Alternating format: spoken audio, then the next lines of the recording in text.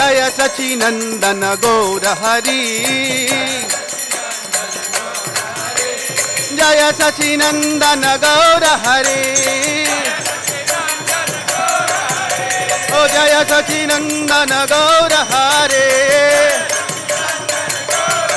Hari Bol, Hari Bol, Hari Bol, Nitai Gaura Hari Bol.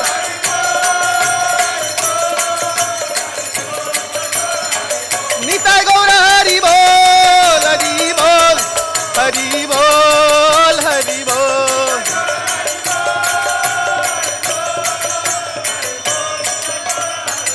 Jaya Prabhupada, Prabhupada, Prabhupada, Shila Prabhupada.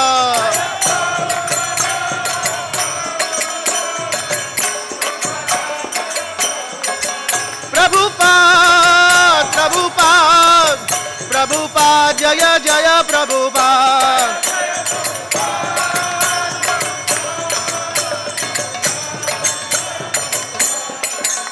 Radha Nila Madhav, Radha Nila Madhav, Radhe.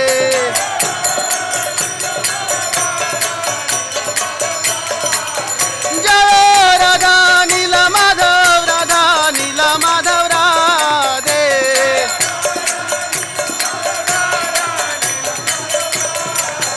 Nitai Gaura Hari Bol, Hari Bol, Hari Bol, Hari Bol.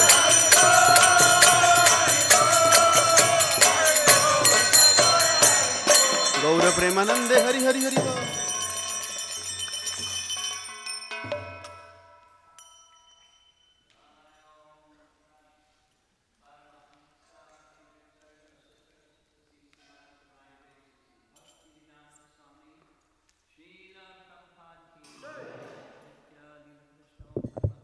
Parivijakacharya Astatara Satasi Simaris Divine Grace Srila Bhakti Siddhanta Saraswati Thakur Prabhupada Ki Ananta Koti Vaishnavrinda Ki Shri Nitai Chaitanya Chandra Ki Shri Nitai Gaura Chandra Ki Shri Radha Giridhari Ki Shri Radha Nilamadava Ki Nitai Gaur Premanandi.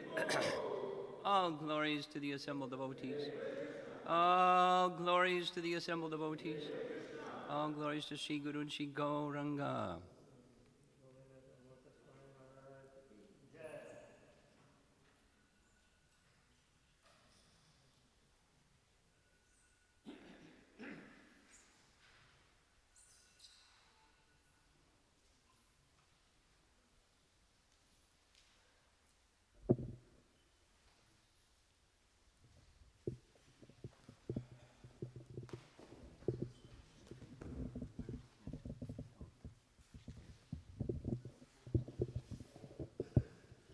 See the Sanskrit.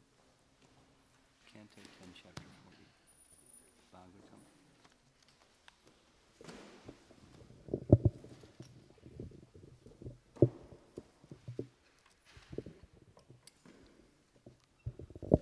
Hare Krishna.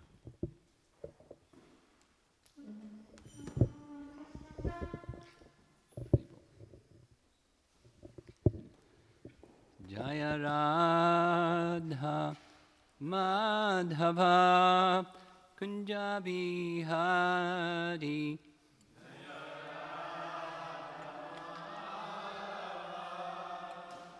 Kunja Bihari Jaya Radha Madhava Kunja Bihari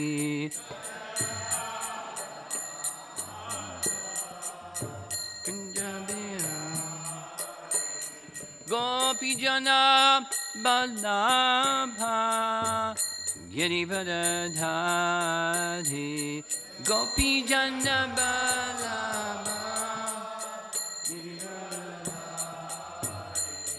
Gopi Jana Balabha Girivadadhari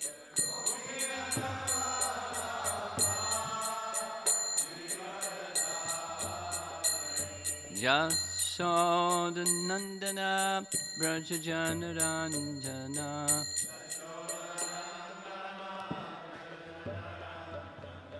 Jasodanandana Brajajanaranjana Jamuna Tira Bana Chadi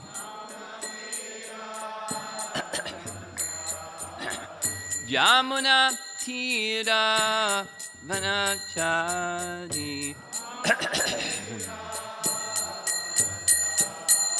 Jaya Radha Madhava Kunjabi Hari Madhava Kunjabi Jaya Radha Madhava Kunjabi Hari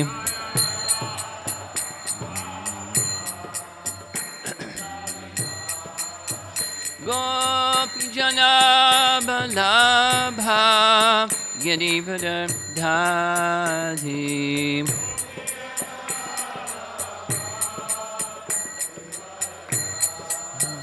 Gopijana Balabha Girivada Dhati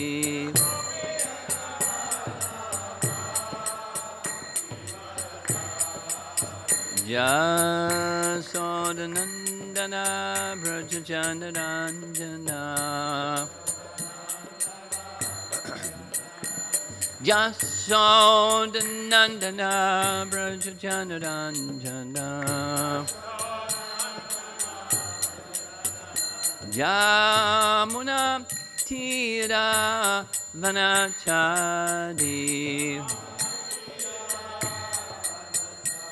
Jamuna Tira Vanachadi Jaya Radha Madhava Kunjabi Hari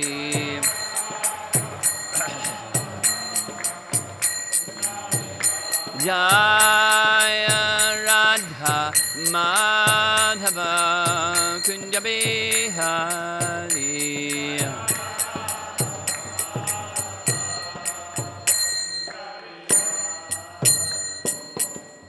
Jaya Vishnupad Paramahamsa Parivedakacharya Astatarasatosi Srimad Divine Grace Sri Bhaktivedanta Swami Srila Prabhupada Ki Ananta Koti Vaishnavrinda Ki Grantaraj Srimad Bhagavatam Ki Gora Premanandi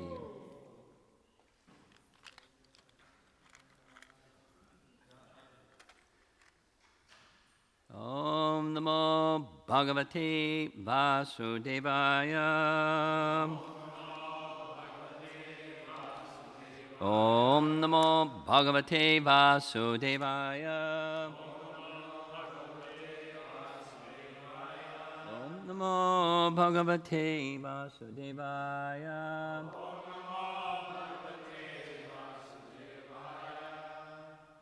The Prayers of Akrura, Canto 10, Chapter 40. There's no purport, but it's a nice verse, and I'd like to discuss the topic. The topic is Sadhu Sangha. That's the topic.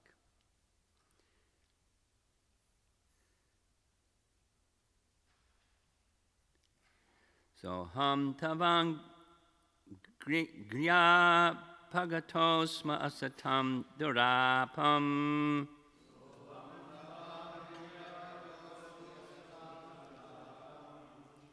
Taschapyaham bhavad anugra isha manye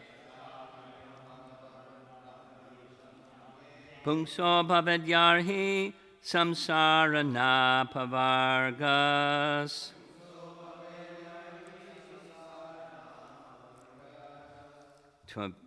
Tva yabhijnabha asad upasanaya mati syat Probably not the right meter, but that's Shamsundar.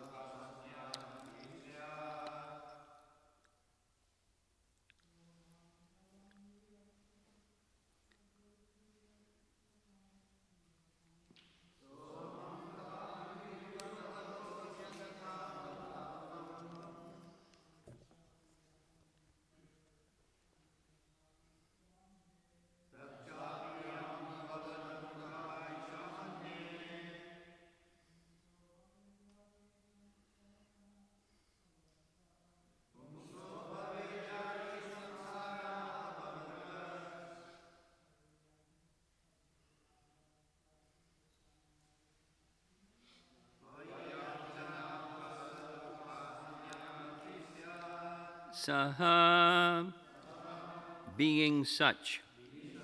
Aham, I. Tava, your. Angri, feet. Upagata asmi, am approaching. Asatam, for those who are impure. Durapam, impossible to attain. Tat, that. Cha, and. Api, also. Aham, I. Bhavat, your. Anugraha, mercy. Isha, O Lord. Manye, think. Pungsaha, of a person. Bhavet, occurs.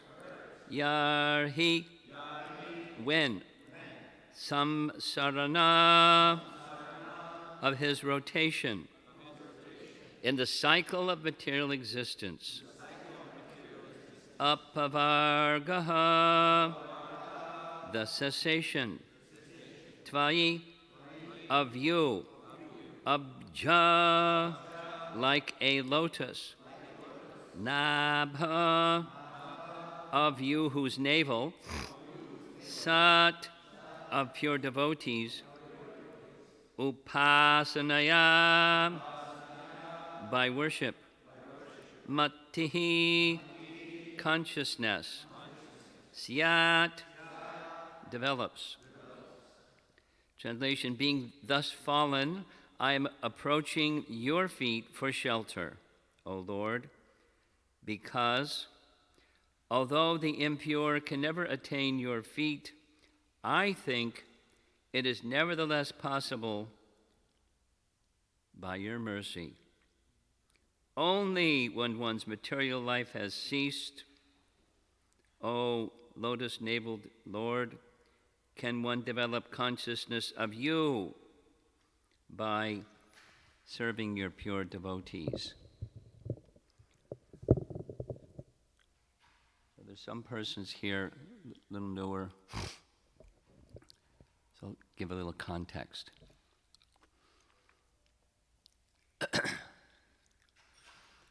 One of Krishna's very elevated devotees was Akrura. By family relation, he was an uncle. There's details, but uncle, not exactly uncle, but remotely uncle. We'll say Uncle Akrura. And by birth, he was a Kshatriya in the Yadu dynasty. And when Kamsa decided to take over the throne, he imprisoned his father, not a nice man. He imprisoned his father, put him in jail, and threatened everybody else. And primarily, two things happened. The Yadu dynasty that were governing under Ugrasena, they broke into two groups. Some just got out when the getting was good, because Kamsa is a bad guy, and he could do anything at any time. Some stayed and continued to work under Kamsa, because they're royal family and so forth. And one of those persons that stayed in Mathura, the capital, was Akrura. And Akrura stayed for a reason, not like convenience by any means. But Akrura was a great devotee, and he knew that Krishna would appear, and he wanted to see Krishna. Something like us a little bit. I mean, we've heard about Krishna, but we haven't seen Krishna. But his faith was such that he had full faith in Krishna, and he wanted to see Krishna. He wanted to be with Krishna. He wanted to be active in directly serving Krishna. So he stayed. And he served as a minister because Kshatriyas have different functions. One of them is a ministerial function. He wasn't the hands-on, he was the advisor kind minister. So when Narada came to visit Kamsa for the purpose of hastening Krishna's pastimes, one of the purposes of his pastimes, Krishna's pastimes, was annihilating the demons, because the demigods had gone to the shore of the Milk Ocean and said, "Help! Mother Earth here, she's being overburdened by the demoniac kings on earth. Please help." So he agreed he would help. But Krishna was so absorbed in his pastimes in Vrindavan, he would have never left Vrindavan. So Narada wanted to hasten Krishna's leaving Vrindavan,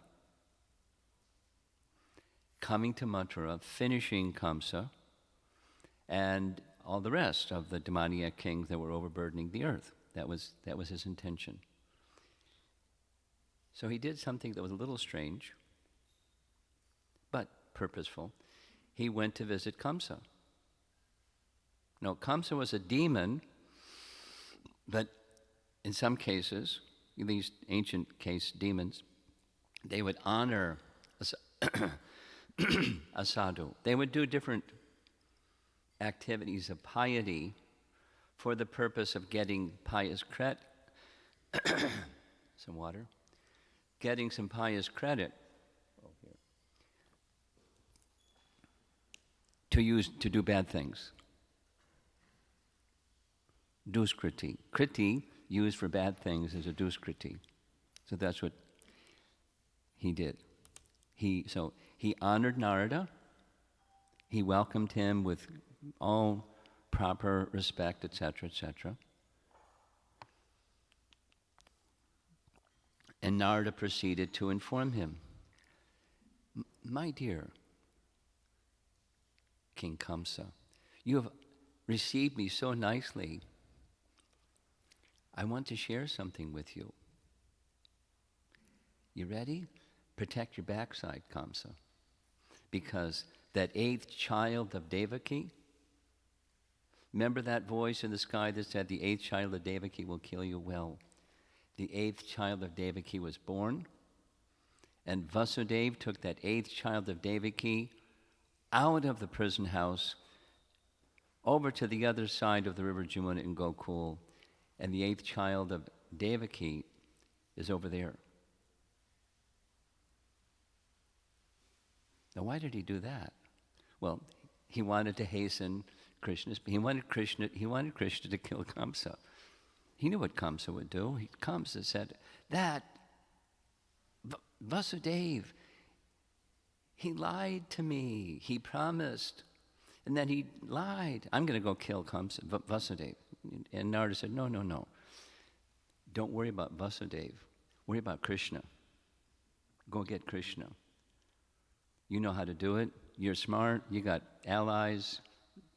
Go, Kamsa, go. So then he made a plan. There's details. So he disclosed his plan. Kamsa disclosed his plan to his best minister. Who was that? Akrura. "Hey, Akrura, how nice to see you.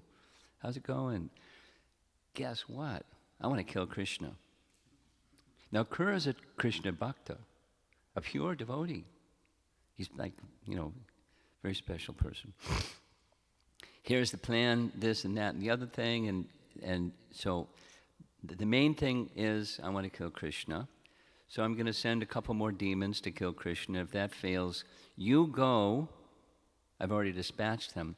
You go, Akrura, tomorrow morning.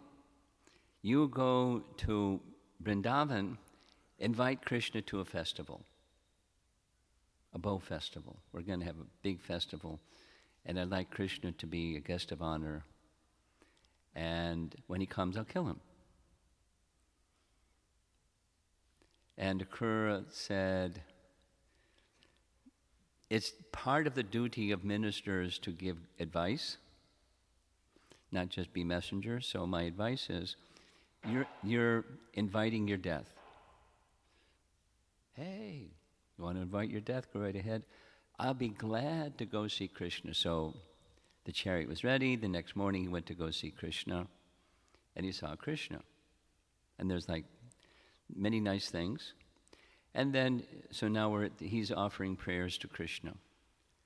There's details I'm skipping, but it just gives the context. Pure devotee, Akrura, bringing Krishna to Mathura to kill Kamsa when Kamsa's thinking he's going to kill Krishna. Kind of like politics, But he knows, no way, Krishna is the Supreme Personality of Godhead. Who can defeat Krishna? Nobody can defeat Krishna. Kamsa's finished. And, great, Kamsa's finished. Knowing all of that, now he's offering prayers. And there's a nice section. They're celebrated. Those of you that like to read Prabhupada's books, you know that there's 9 processes of bhakti. And one of those 9 processes of bhakti is Vandanam, offering prayers. And the example of achieving perfection through prayer is Akrura. So here we are, reading Akrura's one of his prayers. So that's the context.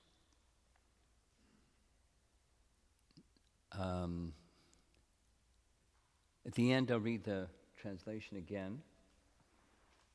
But here's Vishwanath Chakravarti Thakur's translation and commentary. Being thus fallen, Akrura is praying, I am approaching your feet for shelter, O Lord, because although the impure can never attain your feet, I think it is nevertheless possible by your mercy. Only when one's material life has ceased, O lotus-naveled Lord, can one develop consciousness of you by serving your pure devotees. So here's his commentary. Akrura prayed, though what I have said about myself is true, I surrender unto you. That's like his disqualification. Beginning is humility. Now comes appeal for mercy. This surrender is hard to attain for the impure, but it is surely possible if I receive your mercy. If Krishna asks, when will you get my mercy? Akrura replies, oh, lotus-naveled one, when one worships your pure devotees, consciousness of you develops. Krishna, when will that happen? Akrura, when a person's material life is finished. Krishna, and when is one's material life finished? Krishna, Akrura, when he receives your causeless mercy. Sounds a little circular, but here's the conclusion of his commentary.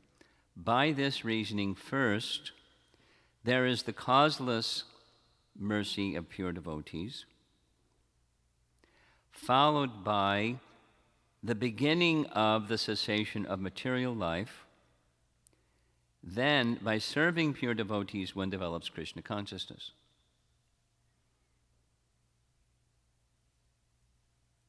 Sounds like Rupa Goswami. Or Rupa Goswami sounds like Akrura or Srimad Bhagavatam's message. Because Nana Shastra Vicharanaika Nipyuno Sadharma Sangstapako. The 6 Goswamis, including Rupa Goswami, studied Nana Shastra, various scriptures, all the revealed scriptures, and drew from those scriptures the essential principles and established them. Dharma Sangstapako, Sadharma Sangstapako. Samsta means to establish. Sadharma, the eternal principles, paradharma or saddharma, the highest form of what is the duty of life. So the duty of life, say different things. They all can be right answers. But, to know who you are, that's a good start, instead of who you aren't. But to know who you are, that's, has many parts to it. It's not just your spirit soul, but you're part and parcel of the Supreme Spirit Soul. And what do souls do? They serve Krishna. And what do souls that serve Krishna do? They become to know Krishna. They become eternally situated in their eternal relationship with Krishna. Or in the language of Bhagavatam, Swarupena Vyavastati. Swarupa, their spiritual form. Vyavastati, there's that stiti again, becomes situated in the activities within their spiritual form. So that's a more expanded or matured version of know who you are. Self-realization. And let go. You can't know who you are if you hold on to the misconception of who you are. Our dear friend false ego has a stranglehold on misconceptions of who we are. And sometimes, just like changing clothes, we may try this and that, the other conception of who we are, but it's never who we are. And it goes on for a long time, not just this lifetime. And from that false ego mixing with the modes of nature, then there's things that happen. And, material intelligence and material mind and material bodies and the whole show keeps moving. So, in the verse,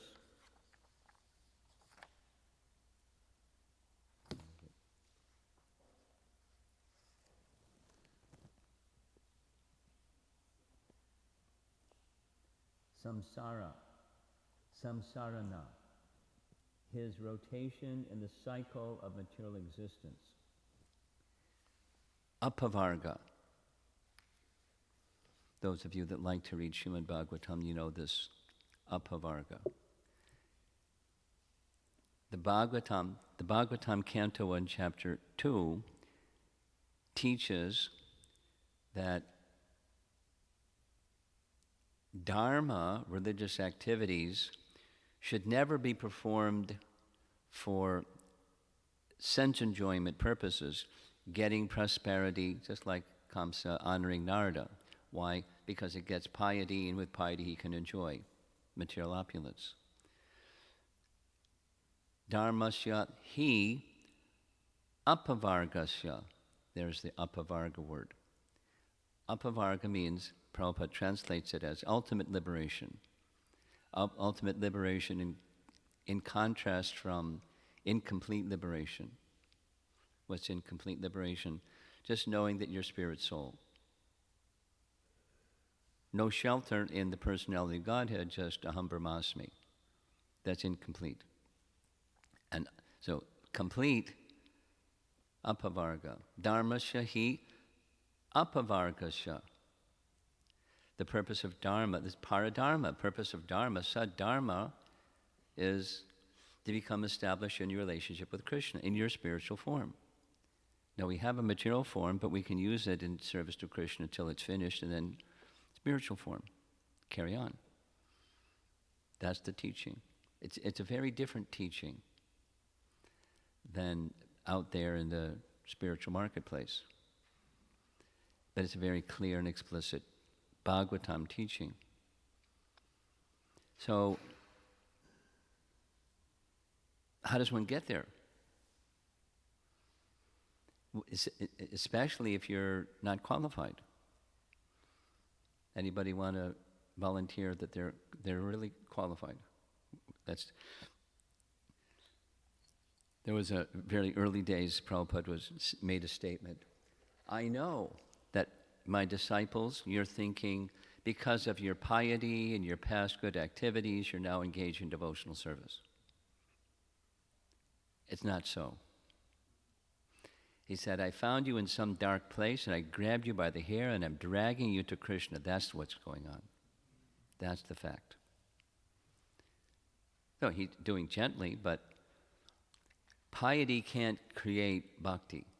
Not how it happens. Bhakti can create bhakti. So supposing you're not qualified. Mercy. So if you want mercy, how do you get mercy? How does mercy come into our life? Mercy comes into our life by association of one who's carrying mercy. One who's carrying bhakti can give bhakti. And bhakti is by nature merciful. Bhakti Devi, we say in our Prema Dwani prayers. Bhakti Devi ki jai. And who's Bhakti Devi anyway? She's an expansion of Srimati Radharani. That's who Bhakti Devi is.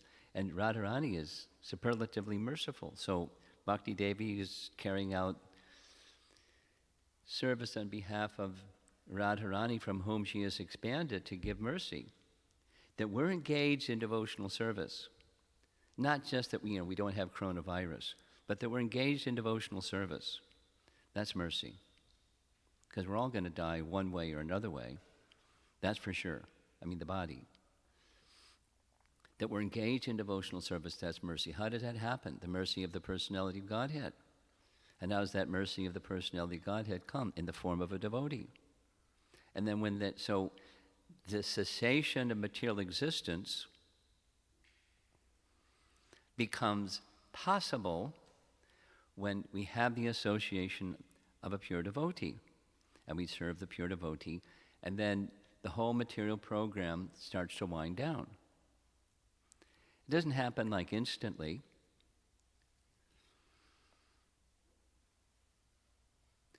I'm having this exchange with a devotee that's struggling. Do you know any devotees that are struggling? Maybe yourselves or someone else struggling? So why are devotees struggling? Because, hey, no more karma, right? Because bhakti has the power to dismiss karma. Just chant Krishna's name once, poof. And then on your merry way. All your karma's gone. So why isn't it like that? Why is it that tendencies that we had in non-devotee life continue in devotee life? Whatever it might be. Anger. Something. Why does it continue? Because it's supposed to be like, poof, gone. And the answer is found, there's many places it's found, but one place I like is Bhakti Sandarbha of Jiva Goswami explains, karma is not what rules a devotee's life, but proportionate to, it's like a very important term, proportionate to one's submission, then the influence of one's past can be dismissed. Now, how does that influence of your past get dismissed?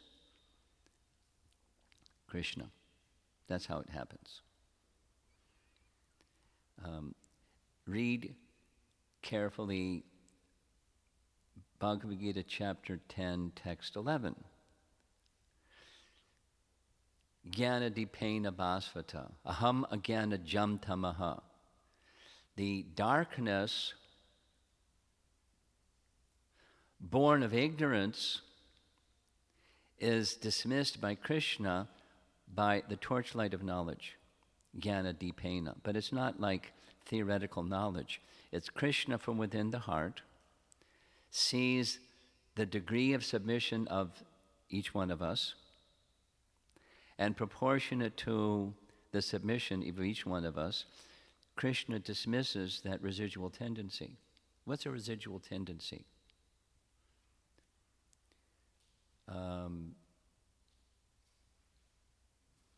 I'll share something. This is a little story.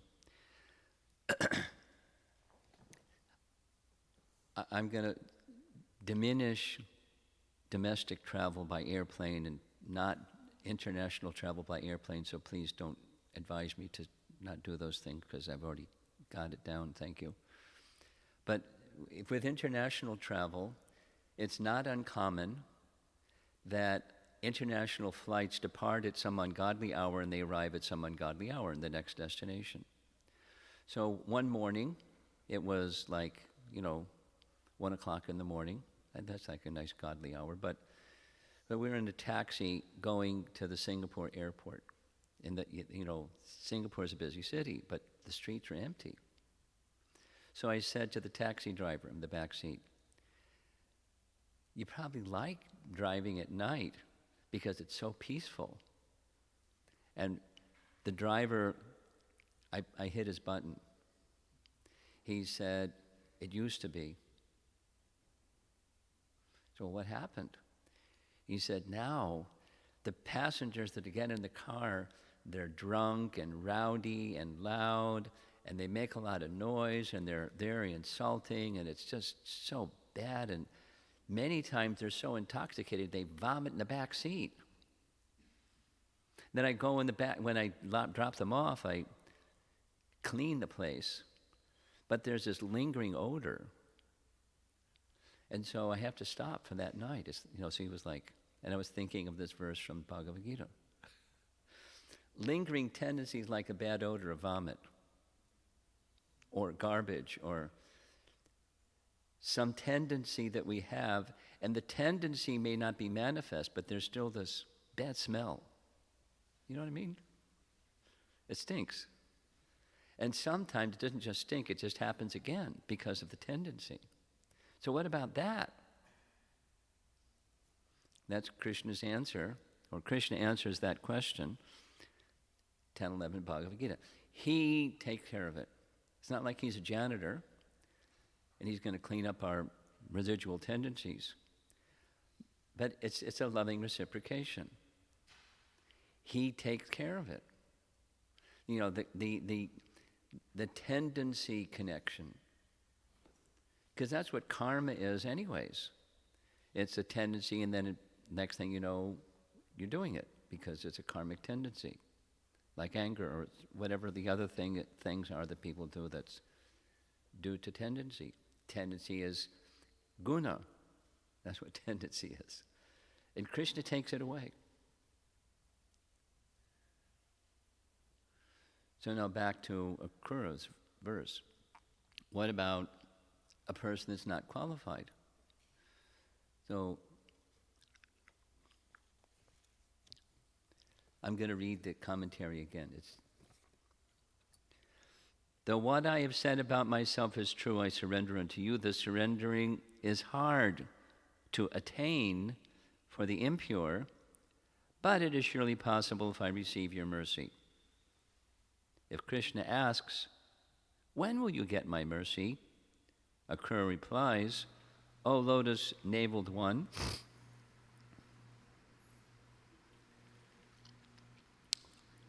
when one worships your pure devotees, consciousness of you develops. When will that happen? When a person's material life is finished. And when does one's material life finished? When he receives your causeless mercy. By this reasoning, first there is the causeless mercy of pure devotees, followed by the beginning of the cessation of material life. Then by serving pure devotees, one develops Krishna consciousness. Mercy. Here comes the mercy. Krishna dispenses the mercy. What's that mercy? The association of sadhus. And what do you do when you're in the association of sadhus? You do what sadhus do. With an open heart, bhajana kriya. And so forth and so on. But serve the pure devotees, not just say thank you. You say thank you, but from the heart, when there's gratitude, this question came up yesterday evening at the home program. When there's gratitude in the heart, you do something. Just like compassion. Compassion is a nice quality, but compassion is something that you feel. It's affective. It's something that you understand about another situation. It's cognitive, but it's also motivational. When you're feeling compassion, you do something. When you're feeling gratitude, you do something. Unless you're ungrateful. You could say thank you and not be really filled with gratitude or experiencing gratitude. It's still on the platform of you know what? Sense gratification. Thank you. You gave me something nice. Now I have something nice. I'm going to enjoy this something nice. It's still on the. It's not the platform of gratitude.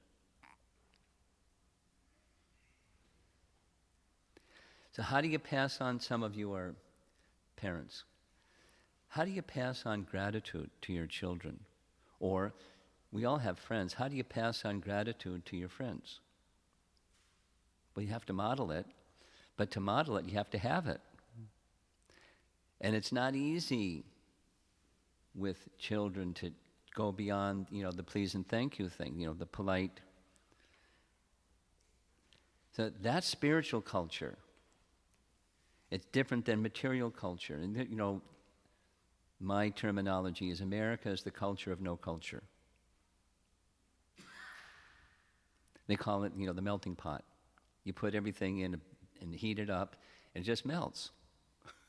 Culture is gone. And that's America. So how do you have culture in a culture of no culture? It has to go to another platform, a spiritual platform. And how does that? So that's when you're not qualified, not just tongue-in-cheek, oh, I'm not so qualified. When you're not qualified, how do you begin? Krishna's mercy in the form of the devotee, etc., etc. Now, what I had intended to do, I think I'm not going to do. There's multiple scriptural references that teach the same thing. It's in Chaitanya Charitamrita abundantly because it's the postgraduate study. So one has to understand from the postgraduate study things that you learn in the graduate study that you learn in the undergraduate study. The principles are there. I'll read one. This is Madhya Lila, chapter 22. This is Lord Chaitanya's talks with Rupa Goswami. By good fortune, one becomes eligible to cross the ocean of nescience, and when one's term of material existence decreases, one may get an opportunity to associate with pure devotees. By such association, one's attraction to Krishna is awakened. Sounds same as what Akrura was saying, doesn't it? Now, it's a wonderful purport. Bhaktivinoda Thakur is speaking of Bhog Anmukhi Sukriti, Moksha Anmukhi Sukriti, and Bhakti Anmukhi Sukriti. So I won't go through all of that. Pious activities are fortunate when they help one become Krishna conscious. The good fortune of Bhakti Anmukhi is attainable only when one comes in contact with a devotee. So this is like, the language, the Vartma Pradarshaka devotee. One who teaches, Krishna is that way. There's the, Vartma means path. So when we engage in book distribution, that's what we're doing. Krishna is that way. Here, please take the book. It's the map how to get to Krishna. And you may not use that language, but that's what's going on. We're introducing people to the path to Krishna. By associating with a devotee, willingly or unwillingly, one advances in devotional service, and thus one's dormant Krishna consciousness is awakened. So knowingly or unknowingly? Knowingly is better. But supposing unknowingly, like we distribute prasadam, Govinda's restaurant. Or you give somebody a book, you're on book distribution, or Harinam. They may not have any Prabhupada's words. They may understand, they may not understand. This is Harinam. It's good. They may like, they may not like. It's good. So we want to make the presentation of Harinam and the presentation of book distribution, the presentation of prasadam distribution nice. But some people may say, oh, I don't like it. I don't like the presentation. We make our best effort to please Krishna in those ways, but the essence doesn't change whether they like it or they don't like it, whether they understand it or don't understand it. That's our founder Acharya's instruction to us. That's the faith that he had. That's the faith that he transmitted to his faithful followers. And trying our best, we try to follow and be the Vartma Pradarshaka gurus at least, or maybe, understand the teachings within Prabhupada's books and teach the teachings. Best to teach the teachings by your life example, because then you can really give teachings, because otherwise it's notional and doesn't have the same effect.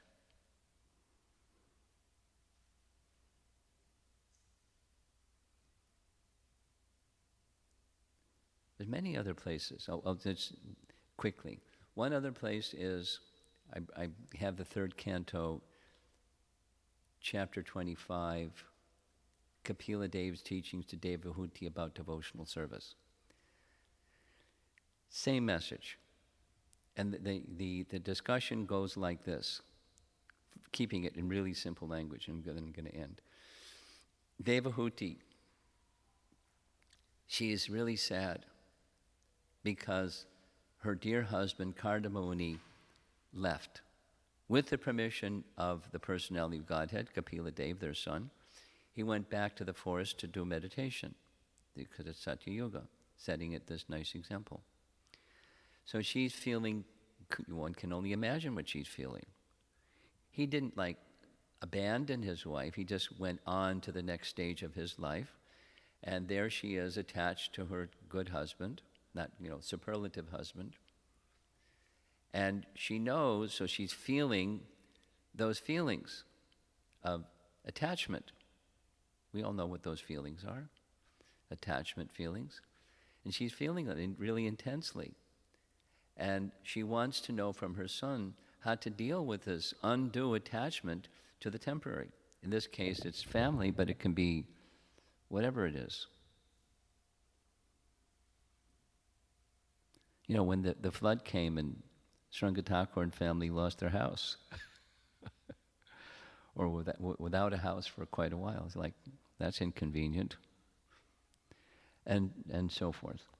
Lots of kids can't go to school. Oh, separation from going to school. Yay, party. But anyway, feelings of separation are natural for one who has a material body and is attached to the body. There's feelings. That's the mind. She wants to know how to get on the other side of those feelings that she knows are inappropriate, excessive, too much. And his answer is sadhusanga. And because sadhusanga leads to devotional service. And devotional service leads to detachment from the temporary.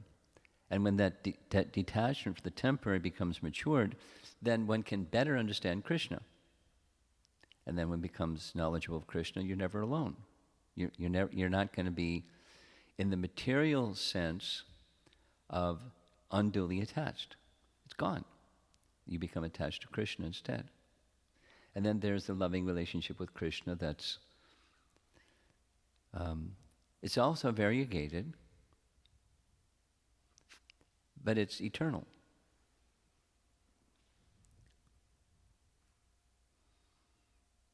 Eternal is a nice topic. We'll talk about it another time. time that doesn't end.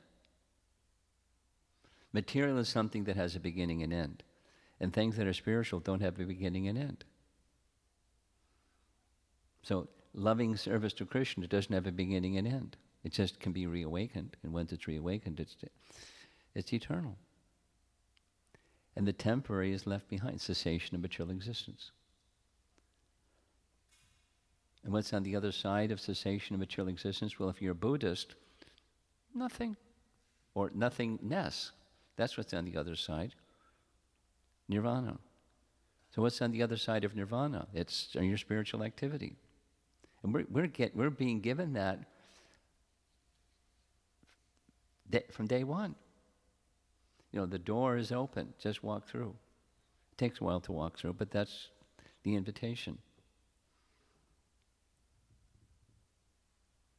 Sadhu Sangha, they're inviting you. Just say yes. And then serve and engage in further hearing, and material cessation of material existence follows that. The door to Krishna opens, and Krishna has his arms outstretched. Welcome back. I was waiting for you. Brihat Bhagavatamrita. So many lifetimes I was hoping maybe in this lifetime you'll come back, but you didn't come back. So I thought maybe in the next lifetime, but in the next lifetime you didn't come back. In the next lifetime you didn't come back. So this is Vishnu speaking, or Narayana speaking to Gopakumar. So I came myself. I was your spiritual master. I came myself, and you're back. And please don't go away again. I'll never go away again.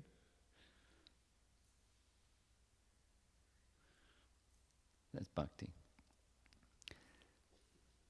Any discussion? It's 8:22.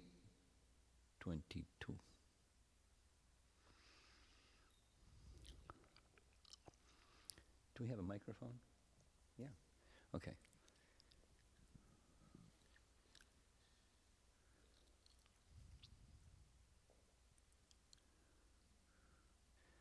I've learned to be very patient.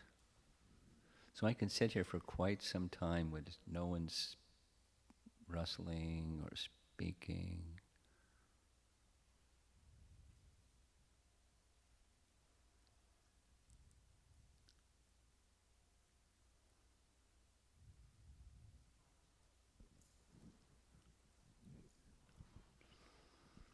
Thank you so much for your wonderful narration.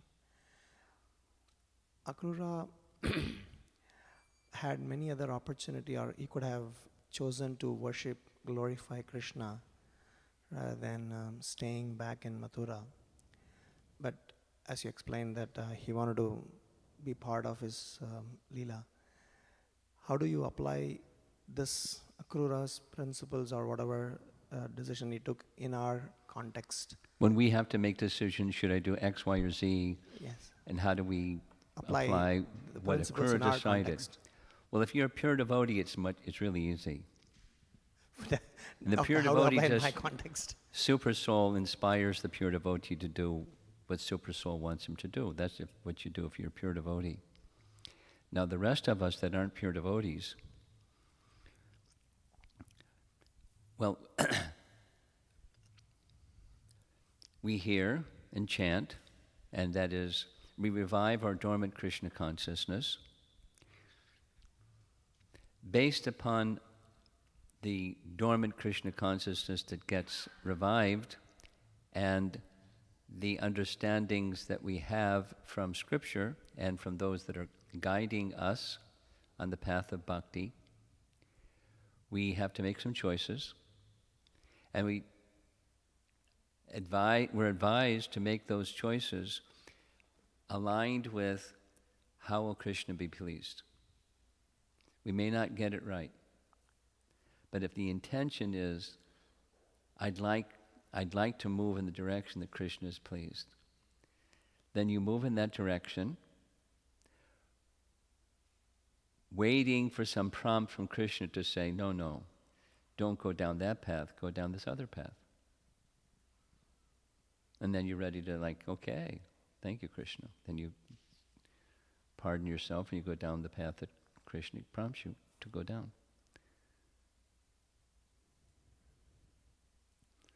We're less than perfect, so we need mercy.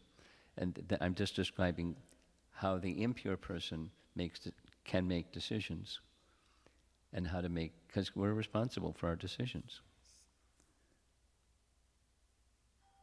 So alignment with the intention to please Krishna is key. Commonly, we have a mixed orientation. So what we think is pleasing to Krishna may be pleasing to this mode, that mode in my mind, influenced by the modes. We're conditioned souls, we're going to make some mistakes. So therefore, it's really good to have somebody that you is your mentor or counselor or guide or somebody you go to and say, what you need to say. And be ready to accept, no, don't go left, go right. And don't argue. Well, wait a minute. I'm not sure you got, so. Thank you. Okay. Guidance is super important. And the right person guiding you is also super important. Okay. One more? Hare Krishna. You're on. Hare Krishna Maharaj. So you might have already said, but I think I did not catch properly. Slowly, please. Okay. So did Krishna's mercy happen? Does it happen first, or the sadhu's mercy happen first? Well, Krishna's mercy comes in the form of. So you can say either way, but understand when you say either way, what's going on. It's Krishna's mercy, he sends a devotee. So it's the devotee, or Krishna's mercy sends the devotee. It's Krishna's mercy. That's how I like to look at it. It's Krishna's mercy. So let's just say book distribution. Here we are, assembled together, and it's time for the monthly Sankirtan festival or whatever the method is that you use here for book distribution. Now, each one of us is going to decide, depending upon circumstances, so if we say yes, that's the causeless mercy of the devotee. But that causeless mercy of the devotee is prompted by Krishna's mercy. Because otherwise we're not going to, go out in book distribution. It's not something that people wake up one morning and say, hey, I got a great idea.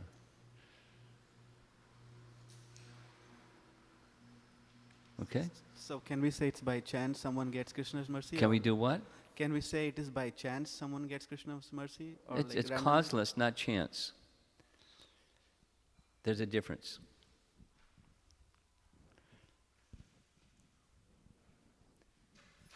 Yes. Thank you so much, Maharaj, for the nice presentation.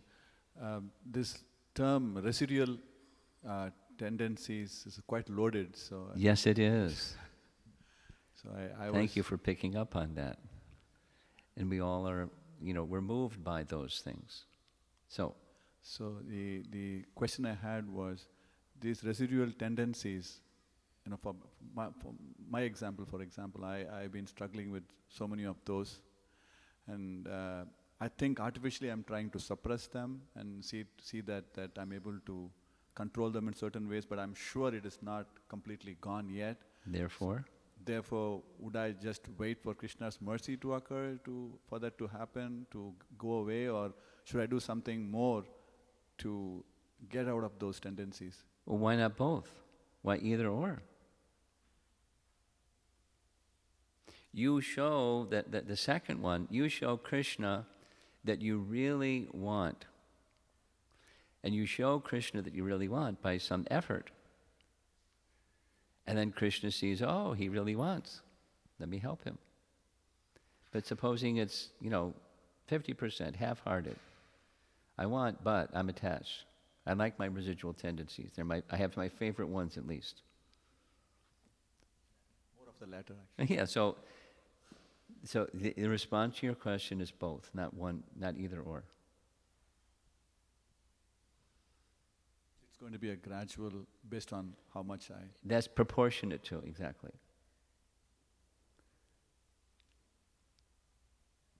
Thank you, Maharaj. Here's a visual. I like visuals. You want to cook some rice. So you need three things. You need a pot, you need a fire, you need the rice and water, maybe some salt. So you're ready to go. And you can put the pot 6 feet in the air. Or you can put the pot 3 feet in the air, you can put the pot right next to the fire. The rice may cook if it's 6 feet in the air because the heat rises. It's going to take a while. So proportionate to our attentiveness and our prayasa, our making some effort to please Krishna,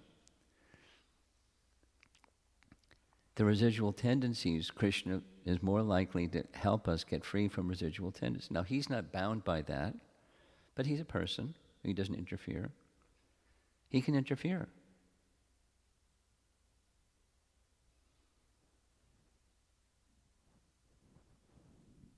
Thank you so much.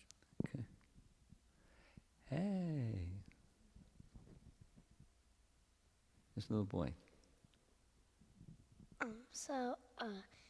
If Krishna is the cause of all causes, He's the cause of all causes. so then, like, if people go to jail or something, People don't what? like, if people go to jail, People And- go to jail. yeah, and if Krishna is the cause of all causes, then, like, does he cause them to go to jail? Does he cause what? Does he cause the people to go to jail, or Does he cause them to go to jail? because Krishna is the cause of all causes? Well, if he's the cause of all causes, then he's the cause of all causes, right? Yeah. Now, the cause doesn't mean, hey man, you go to jail. But, he sets up rules, karma rules. And you break the rules, you're in jail. He has a police force that arrests people and a judicial system, that's the state. But, what is the state? The state is imitating the higher laws. And the higher laws are determining what happens down here.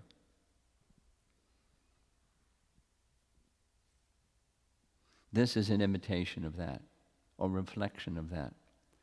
So he's the cause of the creation. And within the creation, people do good things and bad things. They have free will. When they do bad things, they're responsible for the bad things. So it's only the karma that makes them do the bad things? What's that? Is it only the karma that makes the people do the bad things? Is it only karma that does what? That makes the people do the bad things? Make people go to jail? Yeah, or like, Do bad things? yeah. No, not only karma, it's choices.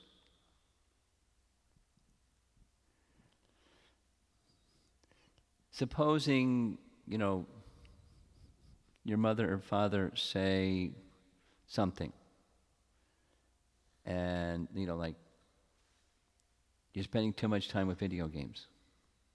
Supposing they say that. So now, why are they saying that? And then you're going to make a choice, whether you understand why they say that or you don't understand. You're making a choice whether you're going to follow that advice. And if you don't follow that advice, because it's good advice, then there's consequences. So you're making a choice. So the laws of karma are there, but it's not just I do bad things because karma is said to do bad things. We make a choice. Here's a simpler one. It's very light rain in Houston this morning. So you can choose to carry an umbrella or not. But it's going to rain. But how you respond to it's going to rain, it's a choice you make. And if you choose to not carry an umbrella, you may or may not get wet, depending on how much rain comes. But supposing a whole bunch of rain comes, you choose not to take an umbrella, you're going to get wet. Supposing you chose to take an umbrella, whether it rains a lot or not, you're not going to get wet because you got an umbrella. You're making choices. So karma is you're walking down the path of life and something is coming at you. That's karma. And then you make choices. How are you going to deal with that something? That's a free will choice. It's not karma driven. Guna. So here's a little sutra. What happens in your life, that's karma. How you respond to what's happening in your life, that's guna. Got it? You have something, then we're going to end. Compliments to our garland makers, like, fantastic. Look at all these nice garlands. And of course the deity dressers, but the garlands are really special here. Go ahead. I'm just having a reflection that this connection that Akrura is making to Krishna's mercy, saying that it reminds me of something I heard from Tamal Krishna Goswami Maharaj. He's saying that as you get new people coming to Hare Krishna consciousness, you'll expect them to be very fallen and to just let them stay in association. Which also reminds me of something else I've heard, that Lord Chaitanya Mahaprabhu said that as someone, they might think that they should practice their whole life to find out how to preach, and then at the end of their life they'll be able to preach somewhat, but he said that that's the best way is to, if you do that, you'll find out that you should have been preaching your whole life. And even when you're preaching your whole life, you may make some mistakes. You may say go left instead of right when they should have gone right instead of left, for example. No, but that I'm responding to your, this is a follow-up of your question. Still, there's an order, and the order isn't first become perfect and then speak the message. Speaking the message in the mood specifically, in the mood of trying to be an instrument, trying to become a qualified instrument. Then we become further purified and others become further purified. Or as Prabhupada was told by Bhaktisiddhanta, go to the West to be good for you and good for them. And he was feeling, I'm not qualified. I mean, he was qualified, but he was feeling, I'm not qualified. But he had an order. So we have an order.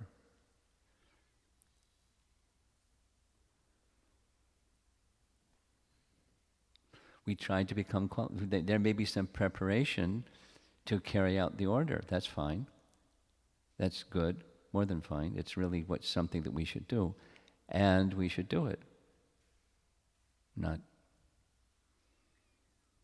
wait till we're fully qualified. Whatever that is. Srila Prabhupada ki Gaur Premanandi.